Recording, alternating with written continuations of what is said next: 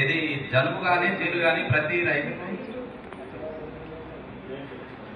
మా పేరు శ్రీనివాస్ రెడ్డి, నాది పల్లపల్లి విలేజ్.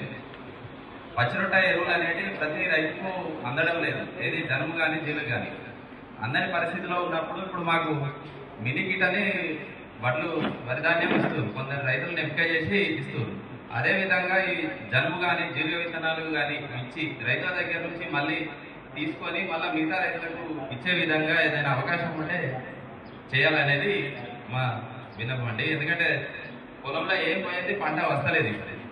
ఈ జలుబు జీలుగ విత్తనాలకు లైన్లు కట్టి క్యూ లైన్లు కట్టి తీసుకెళ్తే కొందరికే అందుతుంది, అది చివరికి వచ్చే వరకు అందులో పోయినసారి నాగని పొలంలో నుంచి తీసుకొని వచ్చి మా గ్రామంలో దొరికిన.